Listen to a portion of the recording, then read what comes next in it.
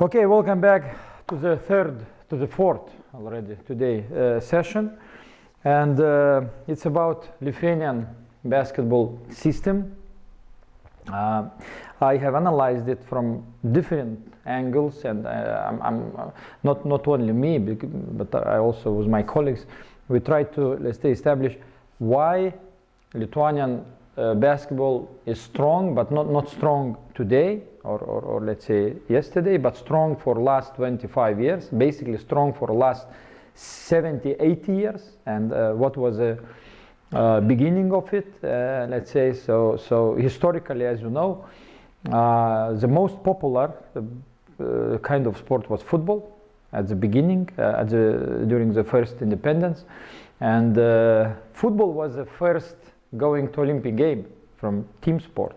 1924 in Germany was football national team of Lithuania going here. But okay, nothing big happened and so on. And basically from that time, when we got really very strong support from immigrants from United States, Lithuanian immigrants came here to support us. We won 2 of 3 first European championships, and from this time the big wave of popularity started, and it's coming, let's say, until now. It went through all the occupation years and so on, and independent just make it stronger, like identity of the country, like expression of every Lithuanian, let's say, and I will try to analyze from different angles. And okay, a little bit about myself. So I was successful to go through the all main organization in Lithuania, sport organization, I mean, and in Europe. I worked for FIBA Europe. I worked for let's say different projects. Of course, the biggest project was Eurobasket 2011. What was a big responsibility for all of us. And I'm still working in Worcester University. I'm going time after time just to talk about the basketball. So from 2018, I made, let's say, my big project, International Basketball University. Now it's expanding. I'm very happy you are here. And I really believe that the same like we have partners in different countries in Asia and Europe, so you will become our partner for expanding this format. And I believe that's something that needed very much for coaches, for coach education, because you can find more than 10, at least more than 10 football specialized universities, but basketball is just single. And it's kind of opportunity for all of us just to share our knowledge and experience.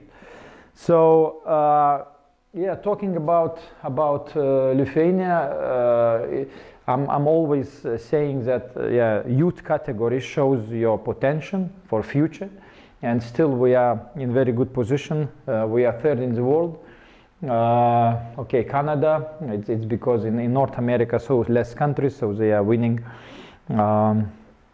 medals. So yeah, they're in second. But in Europe, we have much more tough concurrence, competitiveness, and I think being third in the world, first in Europe, it means that this system is working well, effectively, and I'll try to cover, let's say, my ideas why.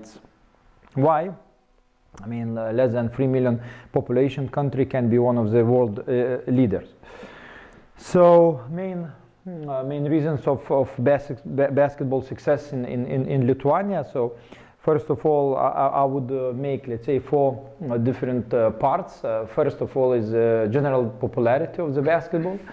As I have mentioned it was historical victories. We have exceptional attention to this sport from government and municipalities. The same as I told you, maybe 95% of local budget from Kaunas goes to Žalgiris, to the different programs of basketball. It's not the same in every municipality, but if you count, let's say, all basketball teams, especially highest division, Lithuanian Basketball League, so maybe half of sport budget goes to the local basketball team. So that's why they are having all the chances to let's say, to keep good level, to participate in the competition. And also now we have big improvement for arenas, for infrastructure. Infrastructure for a long time was weakest point in Lithuania, because we had only one good arena, is old Kaunas Hall, so it was built 1937 and we kept for 72 years to play in this arena. So Eurobasket 2011 brought a lot of, let's say, innovations, and first of all, huge upgrade of our infrastructure, and that's why, again, it was big investment from the government, because majority or almost all except Siemens Arena were built on European money, on EU investment. So it was like kind of big part of money coming from Europe, some part of government. I mean, it's combined, but it's public money. It's not private money, because okay, if you compare big markets like USA or others, so mainly private arenas, but here to keep private arena is very hard. So it's basically based on PPP model, private public partnership, when some private investor or some public fund just investing, and then municipality giving back for a long time this money to the fund. Huge media cover. This is something that help a lot, and this is something that other countries need to invest a lot. Other, let's say, federation need to invest a lot. And here our basketball faces are most desired, most visible, and so on. So everybody wants to relate images. Let's say private companies want to promote product through the faces and through the images of basketball players, and it's big advantage for basketball to attract the private capital as well. Of course, number one kind of sport, and yeah, I will show later on how it reflects.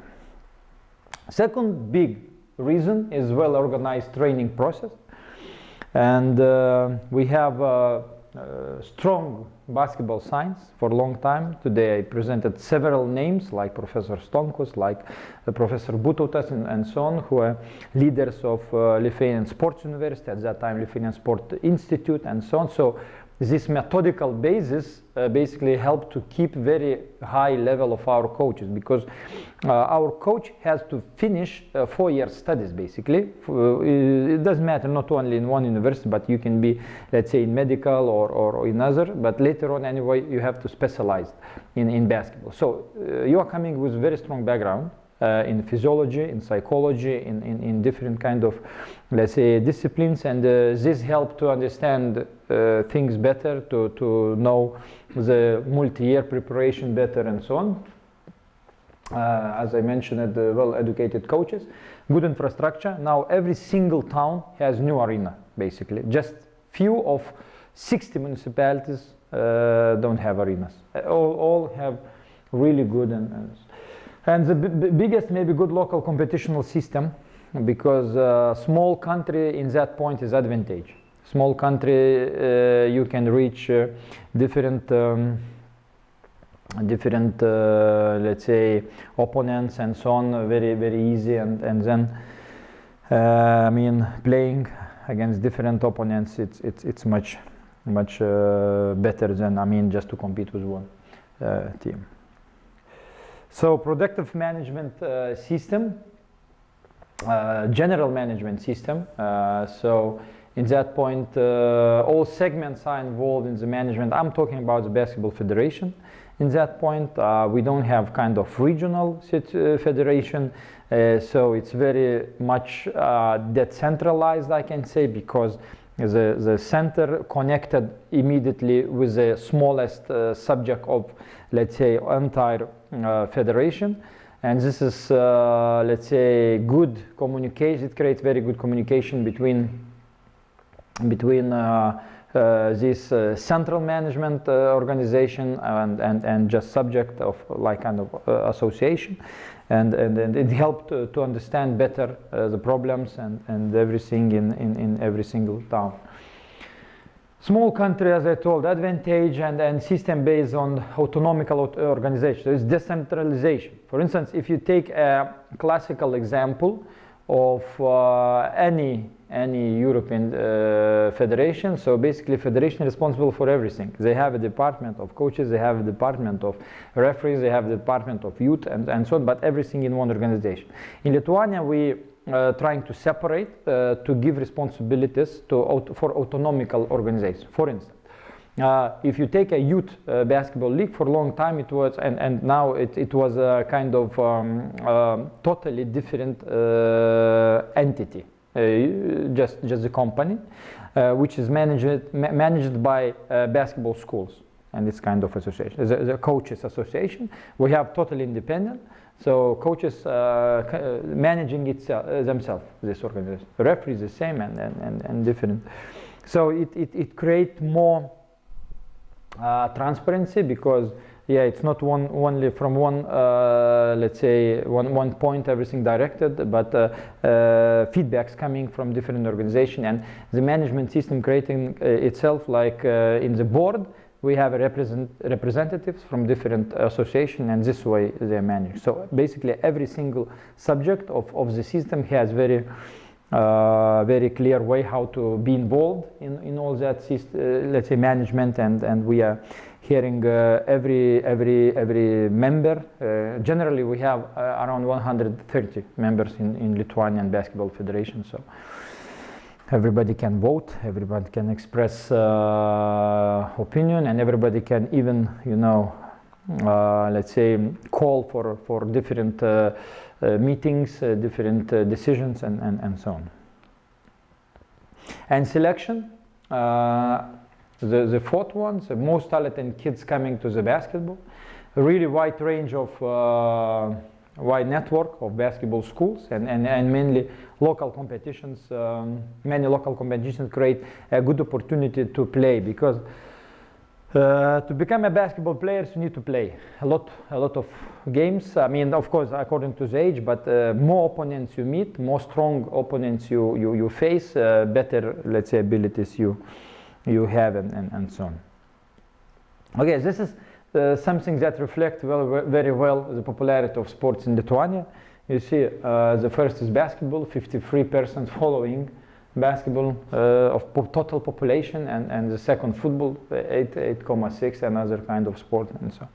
And it was for the years, and I believe will stay for a long time, and so on. And all the best TV ratings years by years, it's also coming from basketball. So it means that TV wish to get this product and to, let's say, put on prime time. It means Federation and the Lithuanian Basketball League get the prime time for the sponsor. Sponsor wants to support the leagues and national team, and so on, and it's great, let's say, continuous process that really effectively works. Okay, basketball federation management structure. Just I will go very quickly. General conference, 130 different clubs, different associations coming together, composing conference, electing president, electing board, president proposing secretary general position, board approving, and this way secretary general composing Lithuanian Basketball Federation administration. This is quite easy, clear, and I think effective. This is how administration looks like: president, secretary general, executive director. Sometimes these two positions just acting as a one. It depends on the president how he wants. Executive director, he's usually responsible more for commercial developments, and secretary general is a little bit more political guy who trying to manage, let's say, political issues among all the members. And this is just the office positions from office director, lawyer, accountant, department, commercial director, and all. I mean, very classical, generally very classical, nothing specific. The one good thing that the principle of delegation and principle of association representation works very well, because even being in the smallest town, you can be directly connected to the president, to the board, and so on. So it makes very effective communication between. It helped, really it helped to develop, because our president, Sabonis, he's going to different, even small towns, just to see, just to help and just to improve the situation. And then the image and the value of local basketball club immediately increase. So I believe in some big country to get president coming and lobbying for you to the local mayor or to the local, let's say, sponsor. It's not so easy. So in that point in Lithuania we have really good situation. So what programs let's say is running basketball federation? So men's, women's, youth basketball, coaches, referees, seniors, and wheelchairs, and also kind of promotional and events development project. And this is like, again, classical structure. Nothing so much important or so much different from let's say others federations. Just again, all these programs should be approved in the board, and the board composed of different associations. So it means that everybody contribute with their opinion, and everybody contribute with let's say their vision to make programs work effective. So about the structure of national basketball competition, yes, so you can see very again classical example, pyramid. From the bottom we have a youth league and amateurs and different let's say towns league teams, more than 1,500. We have a third division with 38 teams. We have a second division with 16, and first with a 10, and it's create very logical, I can say, basketball pyramid. The most important that the subject in between of pyramid, like first and second division, second and third and the youth league, very much interacting, and players are circulating inside. So then yeah, I'll just quickly go through the let's say aims and tasks of each league. So of course, first division is a professional basketball league intended for basketball players preparation for national teams, especially men's.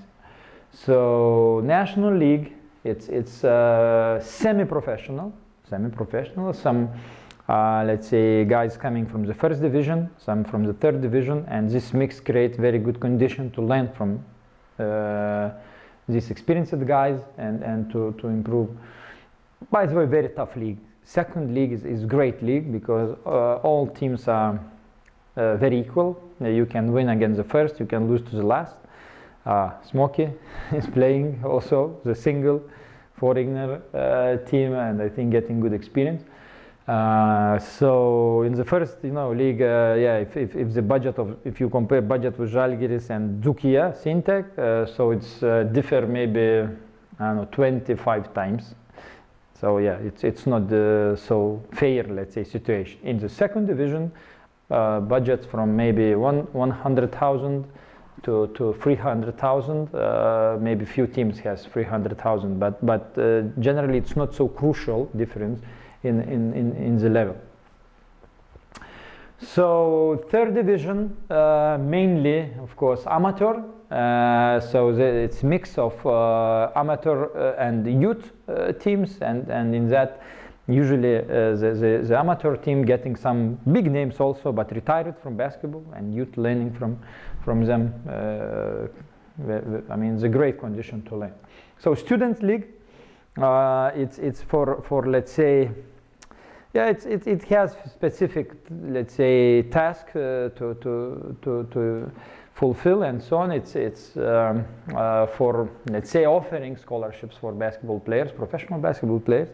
For many years we had rules that in the students league no any professional players can play. So now for maybe last 5-7 years we students league decide to accept all the players. Yeah, we have discussion is good or bad, because before that, when it was let's say only amateurs or non-professional players, so we got really nice players, really good level players, but not, let's say, so revealed from the beginning, but they got visible in that league, and they even went to LKL clubs and so on. But when we, let's say, accepted this rule that everybody can play, so yeah, popularity of the league rised. Žalgiris, Rytas players playing, but it's okay. It's natural that they are saving themselves and so on, and sometimes not fair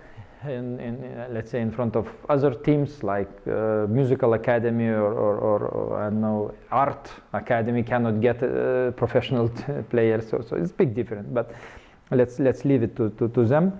So it's work like this. Women's basketball, yeah, first team, second. Now it's merged. The Baltic League also created.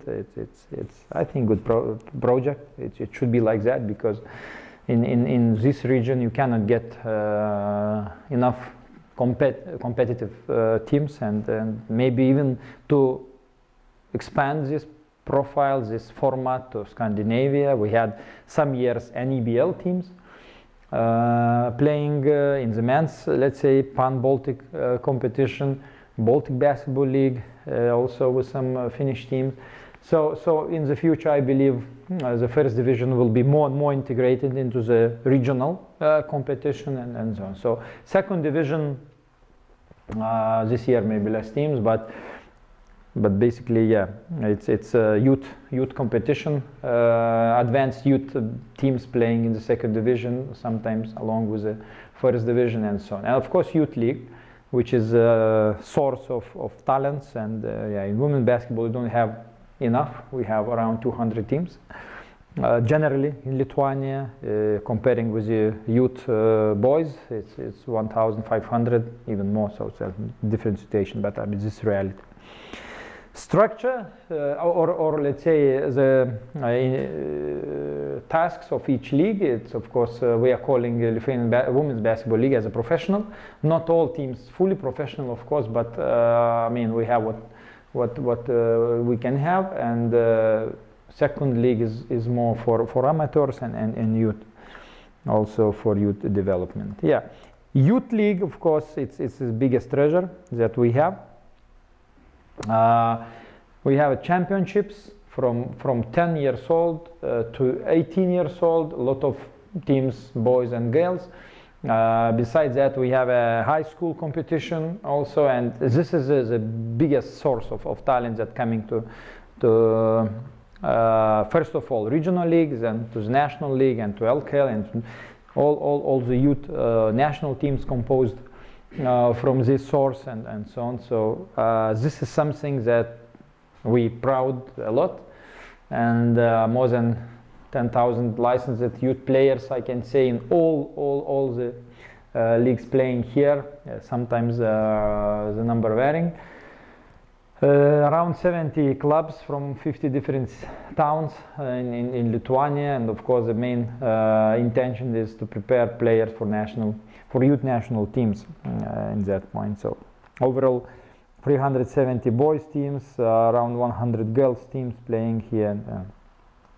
Basketball school structure, you can see that still we have majority of state schools. Private schools, yeah, it's not easy to be sustainable, but just recently municipality Kaunas and other municipalities made a decision that they start to support private clubs, private schools, and they give 15 euros per person per month.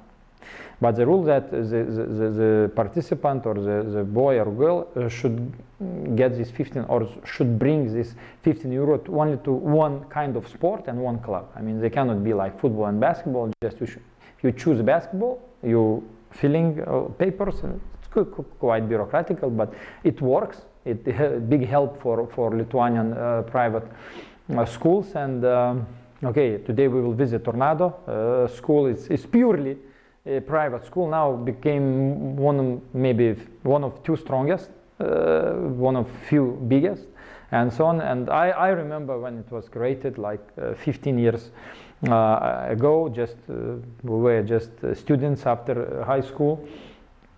After university, the one guy just took initiative to create this, and now you see the organizations that looking for own arena here to be built. They need land. Most probably municipality will give a land and they will build. So let's say from zero to hero, and now very strong, sustainable basketball organization. Here you can see the numbers in private sector around 10, and very well managed schools.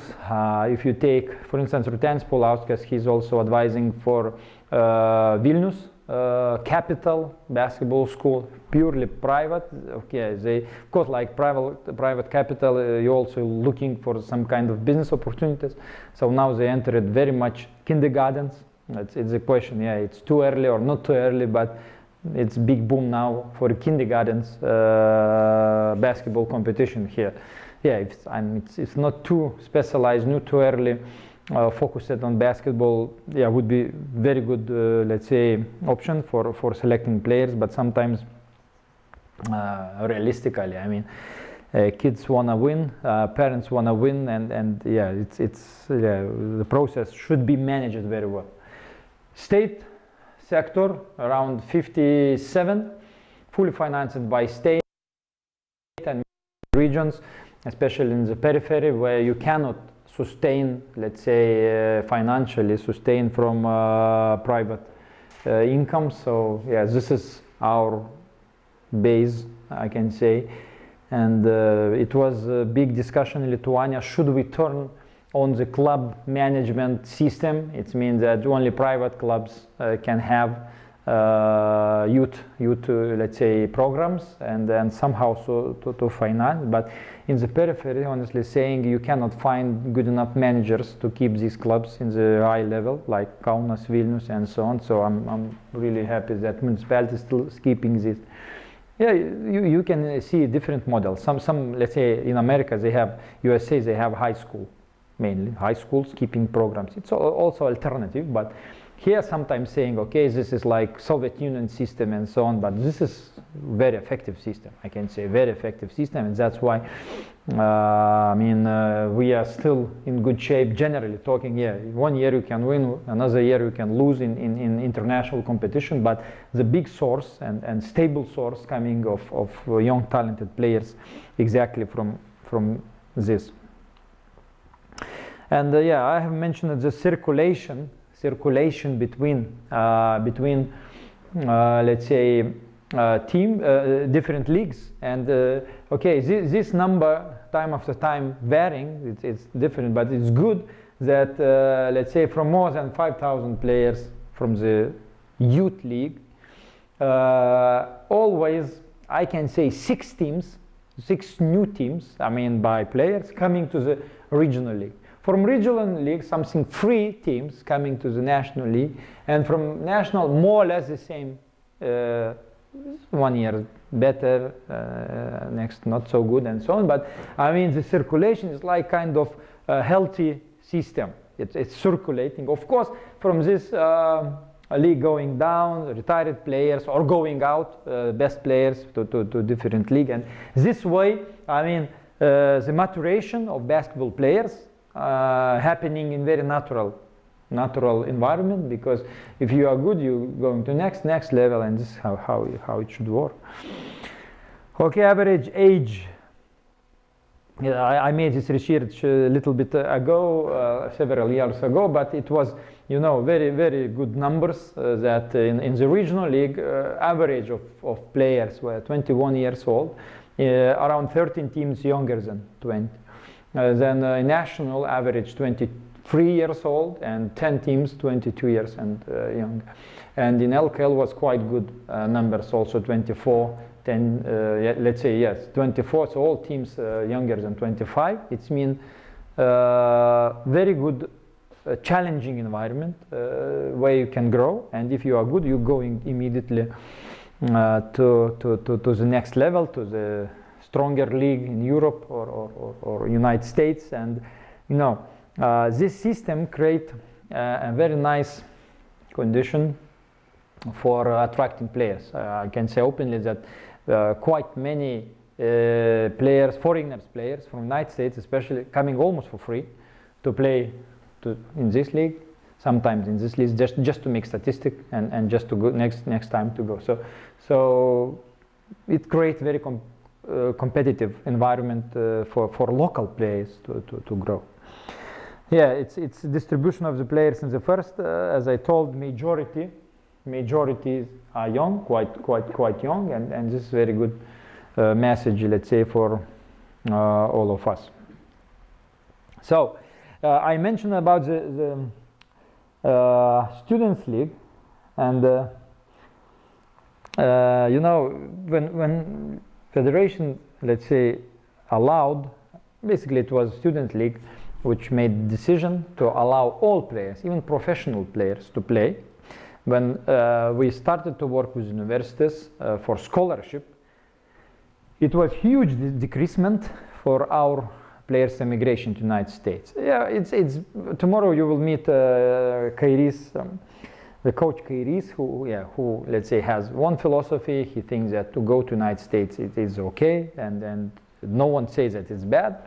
But we think that if we keep more strong players locally, we create very good, let's say, environment for all of them to grow here in Lithuania, not to go to the programs that you don't know in United States, far away. Not all programs, let's say, universities are strong enough, and so on. So in that point, when around 2007 we started allowed to play professional players like Žalgiris, Rytas, and so on in the local university teams, partly of course like student league.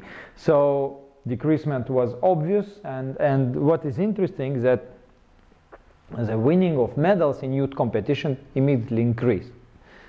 So I think it was a really good decision, and until now, as you can see, because you see from 1995 to maybe 2005, it was we were winning one or another medal and so on. But when we just forbidden to go to United States, I don't say it's bad. It's bad. But having system like we have in Lithuania, I believe it's bigger value to stay here and not to get lost into the thousands of universities in the United States and so on, a big let's say, competition here and so. So yeah, and it makes, you see, in 2000 days we won 3 gold medals, I think, in the youth categories, and 1 silver medal. Was very successful, and still we are winning every year almost some medals. So okay, so going to the management system, I can say that autonomical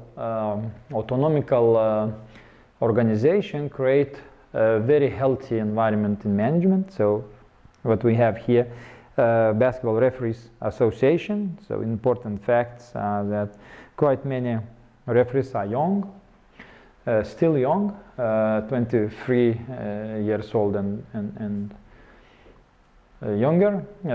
Extremely significant contribution, I can say, to the regional basketball development, because usually in different towns you cannot, let's say, live on only refereeing, so you need second job, and usually the second job usually happens basketball manager job, and this way they are involved quite much into the.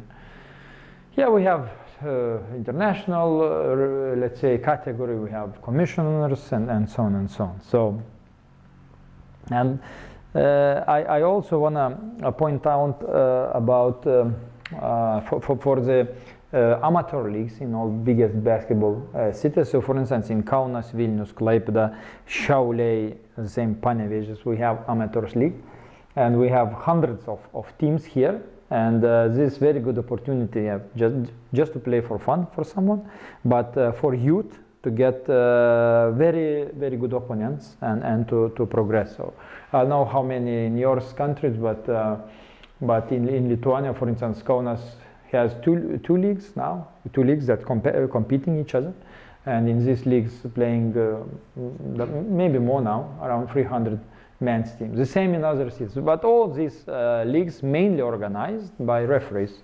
So it's good that some professional basketball manager, referee, organizing this for let's say their second activity, second job. Okay, Basketball Coaches Association, we are working very closely with them. Our let's say our head of let's say International Basketball University is the president of Basketball Coaches Association, and so on and so on.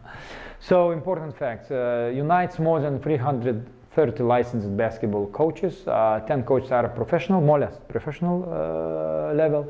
25 are coaching semi-professional or amateur basketball clubs or teams, and 65 are coaching youth basketball teams. So more than 50% of association members has around 30 years old. So very young, very young members. It means that big future. I'm really happy for Simas.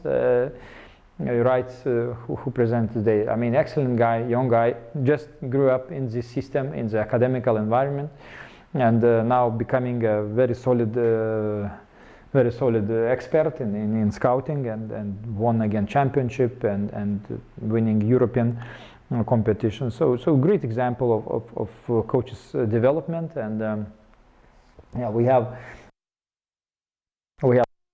very big part of success of basketball education. We have other initiatives like International Basketball University, which basically created for foreigners to learn our local system, how we educate basketball coaches, and we have more like that. So okay, around 40% coaching only one group, and this is not good because it means they are having second job. Usually it's like PA teacher, or kind of referee or something like that, because if you're coaching two or three groups, it's around 50% of our coaches. It means you're a full-time coach, and only full-time coaches can reach significant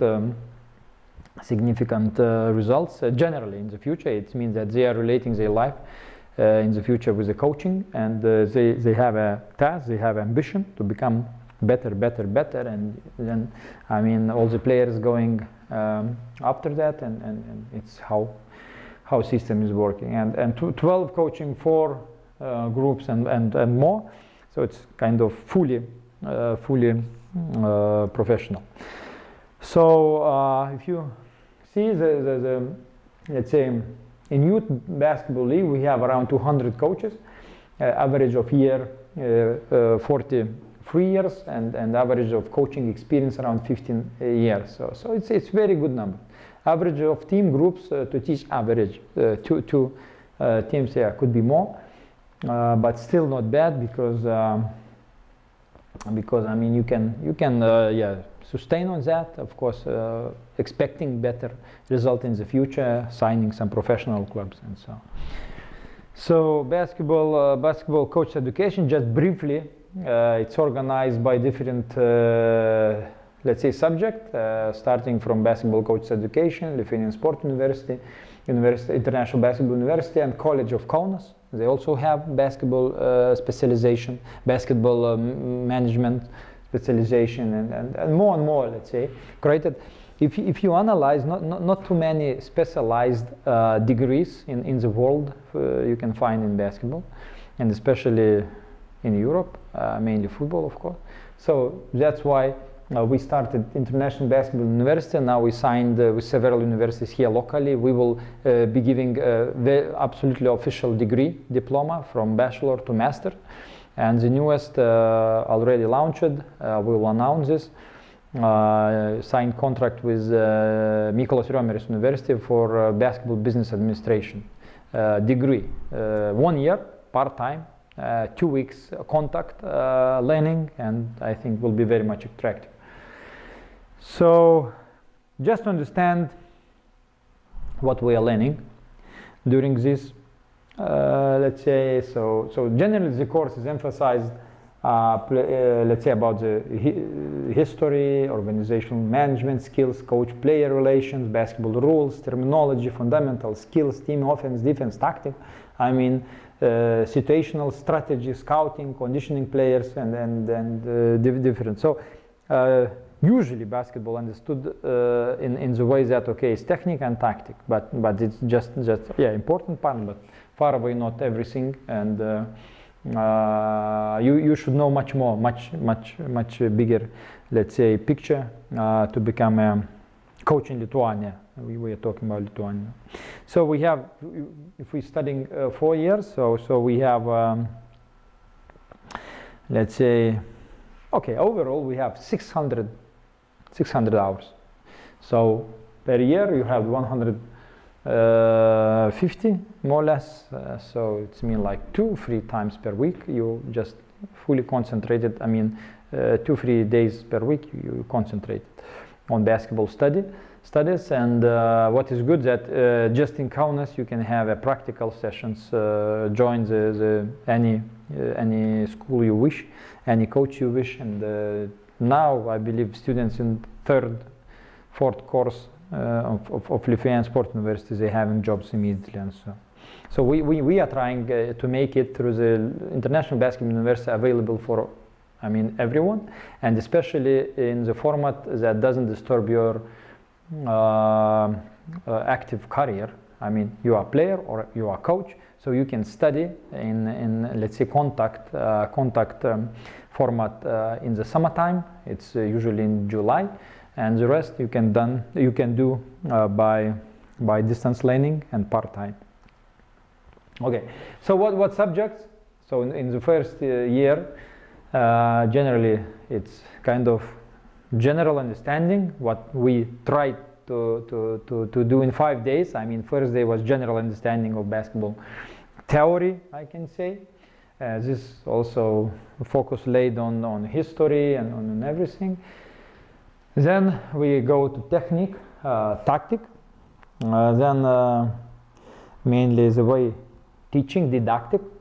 As I told, I also asked Professor Utanis just to cover these parts as well. Training your body or multi-year training. This is very much important. And I mean, if coaches in one or another country will manage to understand right way the coaching youth teams, youth players development, it's what they will be rewarded, I mean, in the future. And this way Finland went very patiently. Maybe 20 years ago we started to cooperate with Finland, generally with Scandinavia a lot, but mainly with Finland. And now I believe Finland just living gold age of the basketball. Many times they've been coming and still coming for summer camps here in Lithuania. For them, first it's cheap, I mean, very simple condition, but they are coming here for opponents to play, and to cross Baltic Sea is easy by plane and so on. So I think the best example from our region here, how they progressed, and of course the big reward of Hendrik Detman, who is national team coach, but also kind of creator of this strategy and implementer. So yeah, they started from the youth. They created several centers and supported that, let's say, concentrated talents here, and excellent example. But by the way, they are sending players to United States. They choose this because they don't have a strong local competition and so on. And third year mainly regarded to management of basketball training, of the process, what Rūtenis Paulauskas been talking about, the periodization, about the super compensation, about the physiological things and so on. So also very much important. And generally fourth course is for coaching, fundamentals for coach, philosophy building, and in these 4 years I believe we are forming really strong understanding of different angles in basketball and in general in sport, and that's why I think that we still successful. I believe that coaches are the main reason of our success, and coaches are main person or engine in the basketball. Like Coach Garastas always saying that without coach nothing is happen. You can have manager, you can have president, but if you don't have coach, you have nothing. So in that point, the most respectful position in Lithuania is coaches. Okay, so this about the, let's say, management, implementation, education. I will cover a little bit our situation in infrastructure situation, and as I told, because it helped, I will tell you, all these arenas mainly were built for basketball, but now, of course, used for communities, for different events. It's bringing a big legacy to the local towns, but the most important, it's the biggest tool for local basketball club to grow. It's the first condition if you want to grow. So all these, let's say, arenas are in biggest town, mainly used, or the intention was to use for Eurobasket, and Eurobasket championship happened in all these arenas. But after that, the main management, the main managing bodies and let's say subjects are basketball clubs or sports schools. So it's depend. We have different models, from very private like Panevėžys Arena to purely public like Alytus Arena. For instance, Alytus Arena managed by local sports center, so they are using for just their needs. Panevėžys Arena manages purely by private operator, and even Lietkabelis has to rent. Žalgiris purely belong to Kaunas Žalgiris club, generally talking, and so on. Klaipėda private, Vilnius private, Šiauliai semi-private, and Prienai again managed by sport center. Okay, what projects, let's say, running Lithuanian Basketball Federation, at least when I've been here. So many projects, national. The most famous, I can say now, Rimantas Kaukėnas Foundation. Unbelievable example how you can use image of basketball players for community needs, for community help. Very sensitive topic, cancer for kids and so on, and he's creating miracles for them. Yeah, as I told, private basketball school support program, Kleza Foundation, and Sprite tournaments, and so on. So international, since we have so many arenas, so every year happening international tournaments. I mean European championships, and the good thing that municipalities have obligation and need to use these arenas, giving partly budget, and then you are attracting youth events, international events, and so on. So yeah, the main cooperation, I can say that it's happening, of course, with FIBA, with NBA, with all the basketball subject. Now China is growing. China, I can later on. I'll show the project that we are running. It's through the Basketball Coaches Association. China investing a lot of money into the basketball development. It's very interesting. So I mean, China is good for everyone. If they grow, for us is excellent, because you know the population immediately, because okay, if you compare football and basketball, generally in Europe it's 100% for football and 10% less, 5% for basketball. If you compare Champions League budget and EuroLeague budget, it's more or less this kind of proportion. But if you compare NBA with the Champions League, it's more or less the same value, even NBA bigger. If we create something in Asia, in China, with this population, so basketball can have the most valuable financially league or organization. So for all of us would be perfect to have. But yeah, we have experience already with China, and they are growing, and they will be much better very soon, because we see how they are making selection, how much attention they are paying for, let's say, player selection. Finally, you know, they've been cooperating with the United States for maybe more than 20 years. All the coaches mainly were coming from the United States. Last 10 years, they started to pay more and more attention to the European style of preparation, players preparation, and so on. It is very right. And now they signed the main, let's say, youth basketball development program with European countries. It's excellent decision, and it's good for good news for all of us, because I believe physiologically, psychologically, and generally they are more similar to European style, let's say, of people, of youth players, and so on, and they can succeed more in that. Here we have a lot of proposals to them and so on, and I'm happy that it's already working.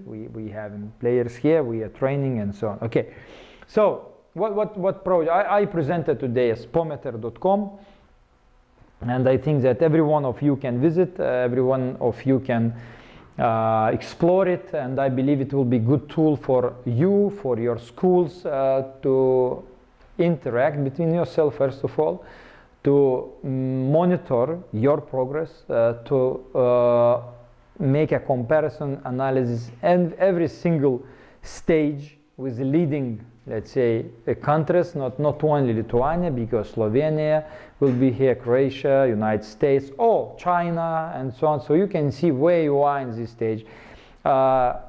You know what you need to develop in every single sensitive period, every single age, and so on, and we will be talking during this course about that. So I believe it will help to be, let's say, on right way, even non-basketball countries, just to understand where they are losing, let's say, which period not, let's say, too much effective or enough effective, and so on. So this will become a big things. Now we have beta version, it's fully working. You can check a little bit, but I believe that we'll have a nice experience on that. We have Lithuanian schools in China. We have mainly in Shanghai.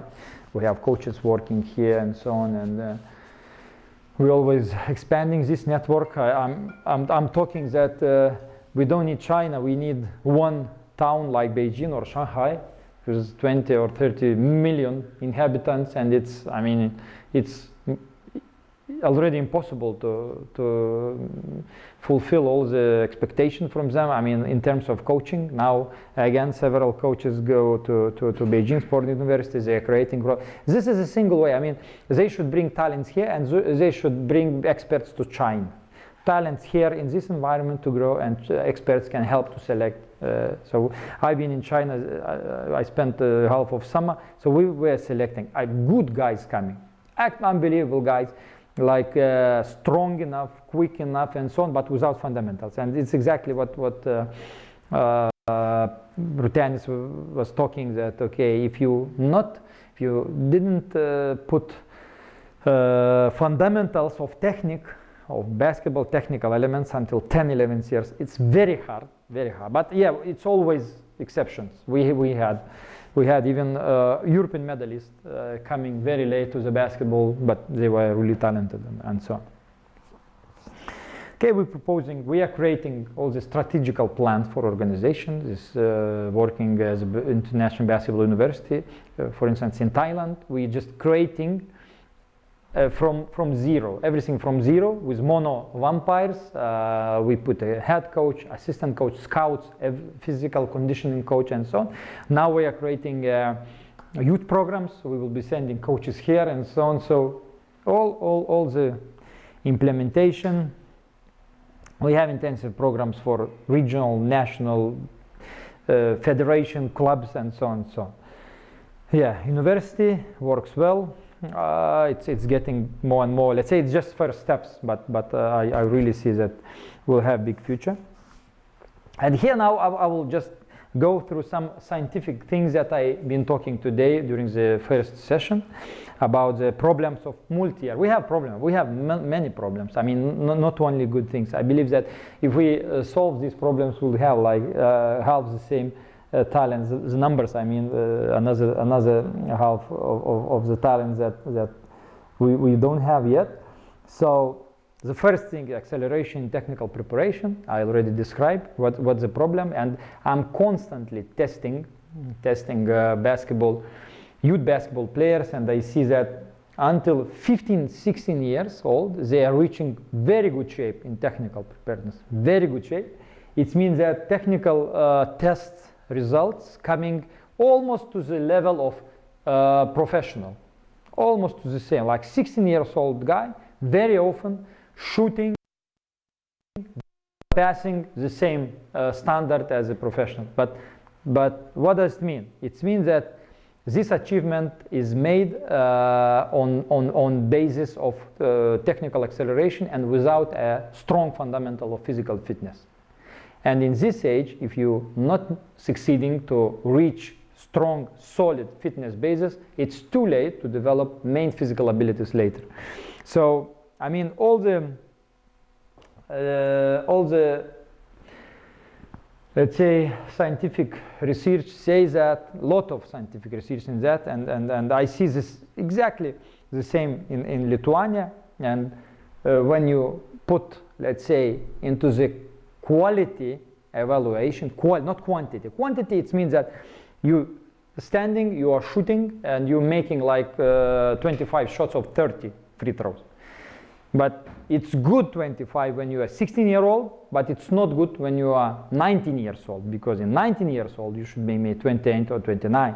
And it means that you are not progressing anymore too much because you don't have a physical basis, physical fundament for further development of the technical elements. And this is happening everywhere. Okay, why? Because first of all, we're having too many games. I mean, I'm talking about the problems of our system, and so we have too many games. This is how the games, let's say, number of games should be increasing gradually from 10 to 20 years old, and this is step by step, starting from 30 games per year, 40, 50, and so on and so on. And when you are matured already, you can play like 60, 70 games, and I mean, your body is ready for that. If you see how many practices, how many hours for physical, special, technical, so I mean, yeah, we have problems that we are not training enough physical basis, let's say not increasing enough abilities, physical abilities, the most important physical abilities. I'll show you some let's say scientific research is a philosophy of training, general philosophy of training, Tudor Bompa. So early specialization, you have very quick progress. I mean, 16, 15, 14 years old, basically you are reaching best shape of your life, but no consistent increase in quantity of games, and the most important, the ability to injuries due to accelerated adaptation.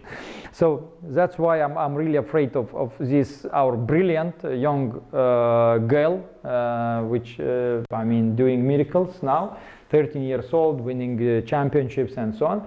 But the most important, not to, let's say, accelerate her or to put only technical preparation, technical training, because I mean, the body will not be prepared for elite basketball, and later on, I mean, we have had examples, bad examples, when just very talented players get injuries, just quit career and so on.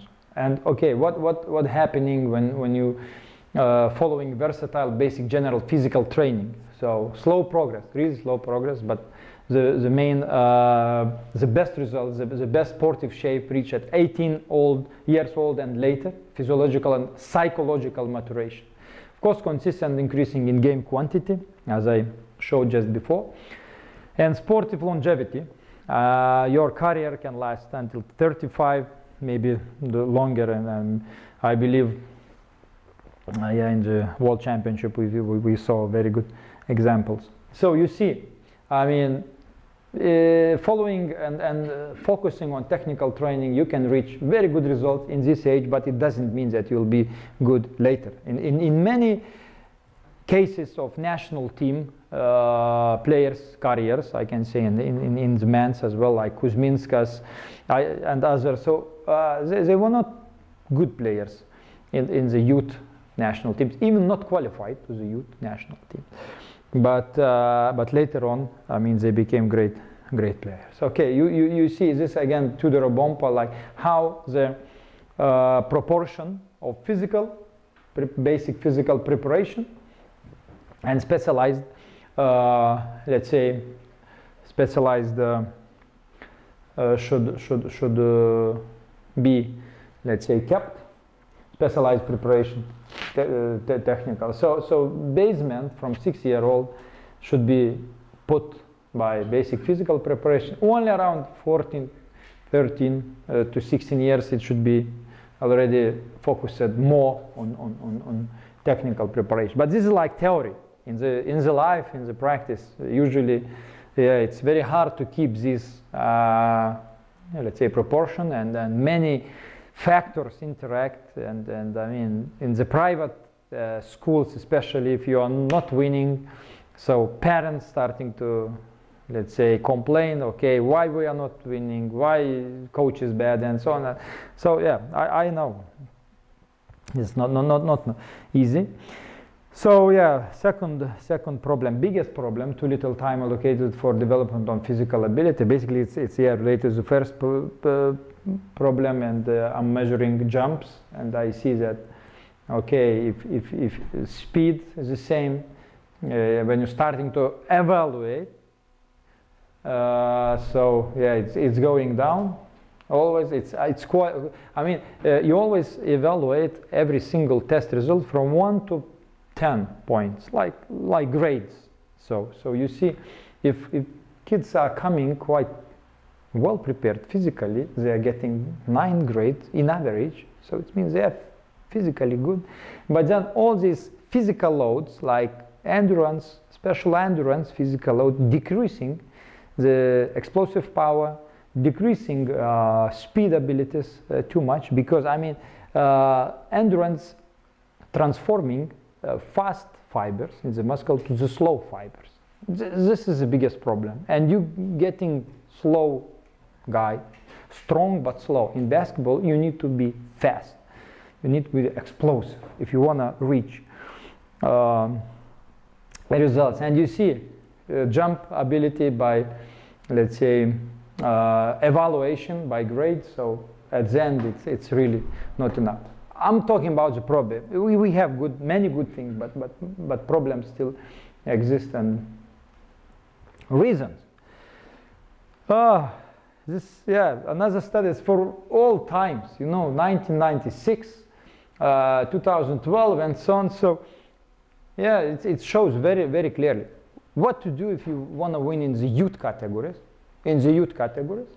So it's as I mentioned it today, so MVP and the biggest time, the players that spending most of the time on the court. It means not on the bench, but on the court. It means more effectively playing players. So it was a correlation on, let's say, between physical and technical tests with the MVPs and biggest time spending guys. So in youth categories, MVPs or winners mainly correlated to technical indicators, passing, dribbling, shooting, and it affect team final standing a lot. Of course, not. But if you talk about, let's say, college basketball, let's say when they are 20, 22, 24, and exactly the same in the EuroLeague. So here, the biggest correlation with okay, this is, you don't see that, but with all physical abilities. I can say vertical jump, speed, agility. So it means these physical abilities determine the best players in the men's basketball. Of course, you need to have a good shot. You need passing and so on. But in man basketball, all players have, in elite basketball. But the best, besides that, have very good developed physical abilities. And this is what we have to think about, because, you know, when you come again to the multi-year preparation, so if you want to win, I mean, factors determining wins of the teams in different ages. So until 14 years old, more technical preparedness. After, more physical fitness plus technical preparedness. But the thing is that if you see the sensitive periods of physical ability development, I mean, when you need to develop this physical ability to be good in basketball, in elite basketball, so you can see that mainly everything done until 15 years old. And if you are spending this time on technical preparation, later you can increase, of course, you can increase maybe 20, maybe 15% of general level, but it will be too late to make a player, let's say, good in elite basketball. Okay, this is more or less the same. So overloading is also a very big problem in our, let's say, too many games. Practicing, I mean, too stressful.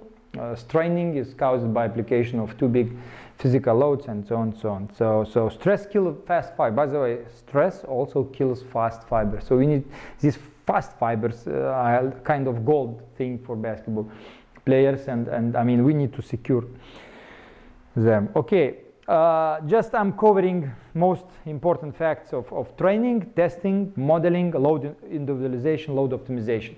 I mentioned some factors today about the optimization, how to determine optimum physical load, because if you want to, let's say, improve your training process to make it more effective, you should understand that every player is very individual, and every player reacts to the same physical load differently. Of course, it's very hard to individualize for all team, but at least some groups should be divided, and especially when you're developing physical, paid attention on different factors like recovery, like physical recovery. What does it mean? It's the heart rate. And if you make simple tests, for instance, increase heart rate until maximum, and then give a chance to come down to the rest position, I mean, to 60 beats per minute. So you'll see how differ duration of the time when one guy from maximum coming to the rest and another guy from maximum heart rate coming to the rest, let's say, level. One maybe in 1 minute, another in 3 minutes. And when you are developing physical abilities, it's very much important to have full recovery between the repetition. Full recovery, especially for explosive power, speed, and full recovery. So it means that if you're putting the same workload and putting the same recovery time, one guy maybe will be recovered and will develop properly, because it's like physiological. Balciunas will talk about that tomorrow.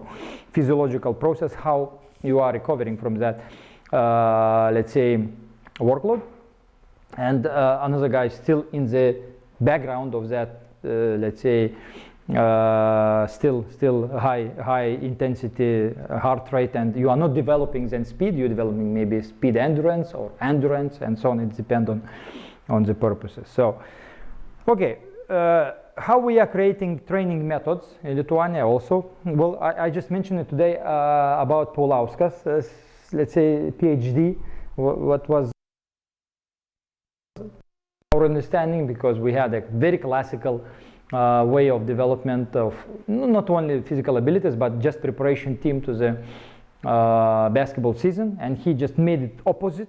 Started from explosive power, strength, mix of that. Later on, through the specialized preparation on the court, he made, let's say, all the speed endurance abilities well increased and so on. So, okay, I'll talk about mine.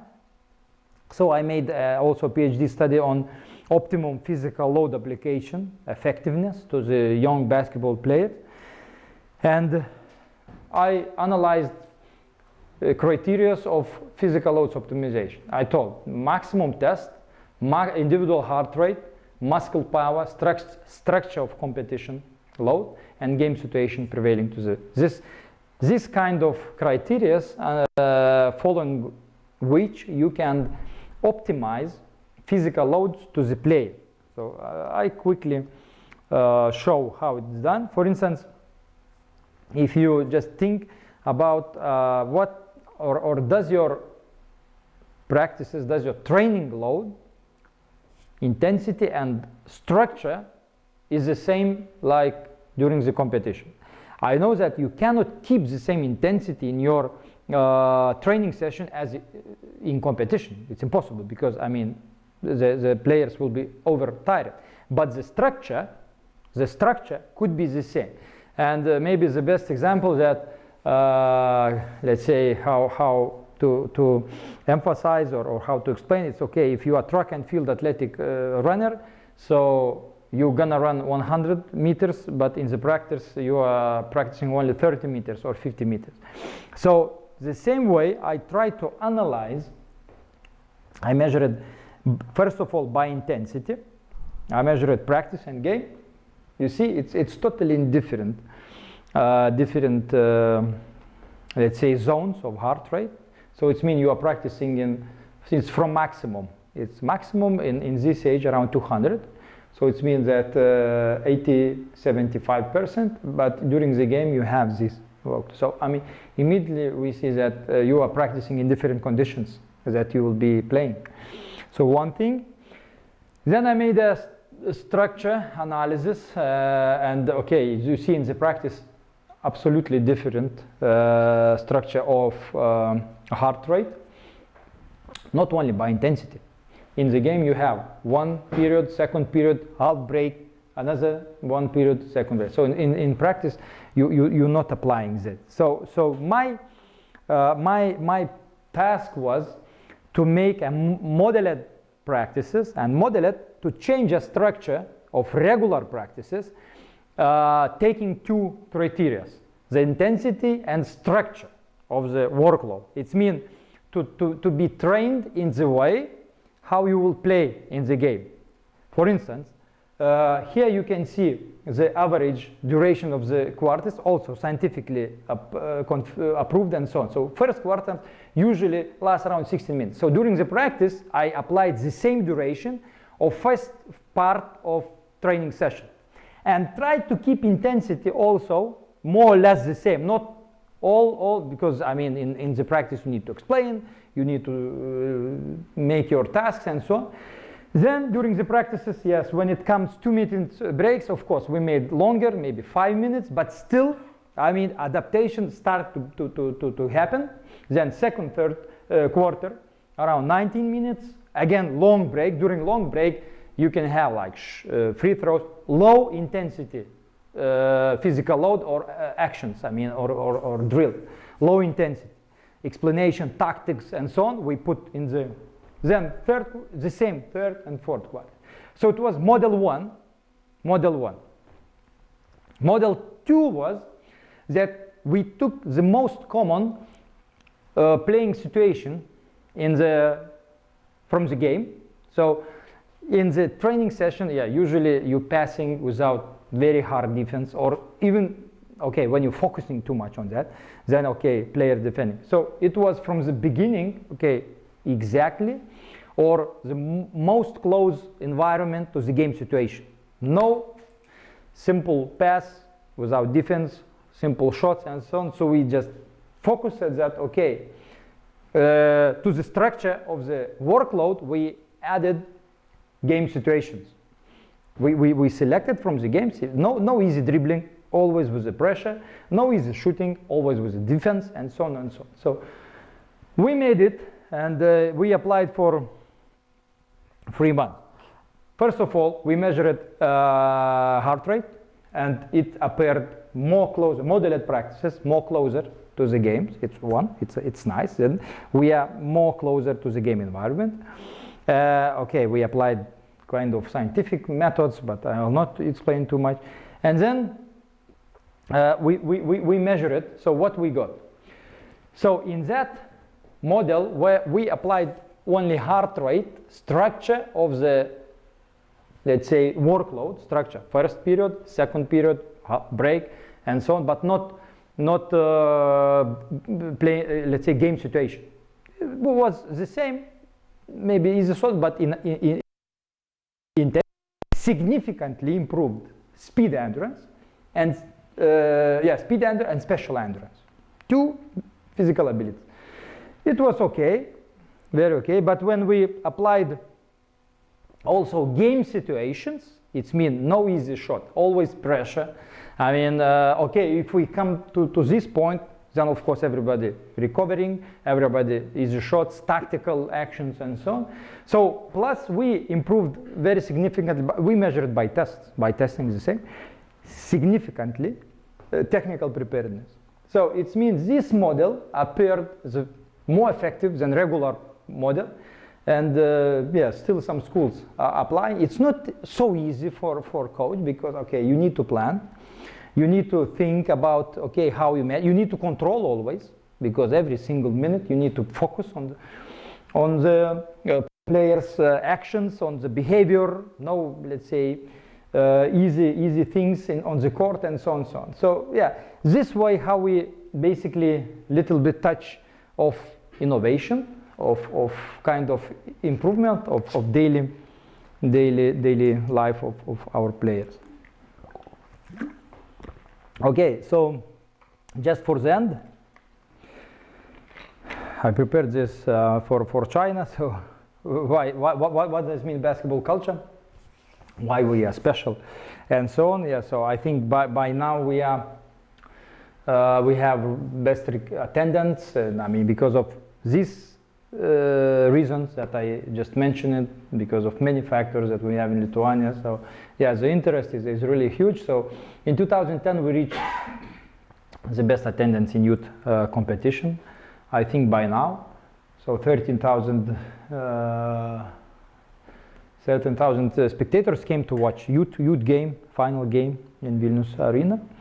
Okay, Žalgiris for a long time, I think they are best in EuroLeague and so on. So in the Eurobasket 2011, we have, I think, by far best attendance in the European Championships, and so people are going, and significant part of Žalgiris budget now taken from the tickets, and tickets, unbelievably, generally comparing to the standard of living, really expensive.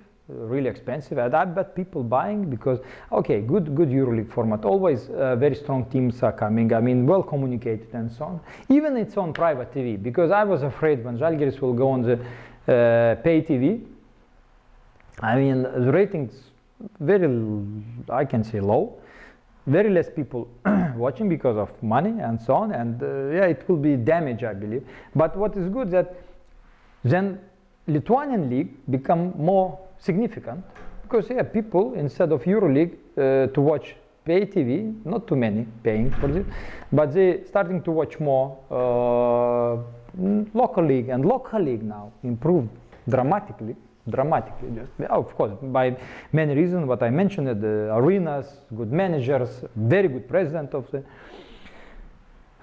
league and so on. Okay, we have monuments, maybe you will visit or been visiting this Vilnius sculpture and so on. We have many entertainments, as you can see, beach basketball, chess basketball, ice basketball, and so on. So even during the New Year, yeah, it's very nice to see decorated the tallest building in Lithuania, and maybe in one of the tallest in Europe. And this creates this unique atmosphere, this creates emotion and the history which continuing until now, and I believe will be continuing despite problems that we have. The most important that we recognize problem, we're trying to change the situation, and I believe this way, okay, becoming more and more global. We still will keep this Lithuanian basketball identity as our treasure of our country, of our people, and will be still successful. So thank you very much. If you have any question, we can discuss now or later. Is early specialization a big problem in Lithuania? Big problem, and it's not only in Lithuania. Yes, and it's big problem in football as well. If I'm talking to, let's say, Spanish football or other, so it's a really big. But I mean, it's very natural. You cannot criticize people in that. You cannot criticize coaches because they put. I've been coach also by myself. I know how. I want to win, kids want to win, parents want to win, everybody want to win. And just come and tell them, good guys, wait for like 5 years, we will be winning and so on. I mean, they will just drop basketball, will go maybe to football. And so this is something that should be managed very smartly. And this is possible to manage smartly. I mean, just structuring in the way that, okay, kids will not understand, parents will not understand, but you will know what are you doing and what purposes. I mean, how to save these physical abilities. Very strange to say, but I mean, physical abilities decide will you be a good player or not. For technical, I mean, even you are like 18 years old, 20 years old, it's still much more possible to develop technical part than physical part. If you, okay, put weight, make a strong physical base 20 years old, but you cannot increase speed too much. You cannot increase explosive power. And if you're not jumping, if you're not running, sprinting, well, you'll be player, but not as you can be. So yeah, it's a big problem, and we're talking during the Basketball Coaches Association seminars and so on, and we all know that, but I mean, this is a life, and it's not always in the life rules are, let's say, implemented as it should be. And I mean, we very much respect everybody who are working in basketball, let's say, field in basketball environment here, but okay, this should be corrected slightly, smartly, and yeah, I think that in the future maybe we'll have more talents solving this problem. Okay, thank you very much. Thank you everybody who listen. So tomorrow okay, now we go to basketball school, just breathe a little bit fresh air and tornado. We will meet director, I will talk, I mean, not anything to talk too much, basically. It's again, will be game. If you want to stay, you can stay, training session and so on. But that's my maybe purpose, just to show that no miracle, you know that, no miracle happening here. I mean, every day, daily work and so on, and the result coming by itself.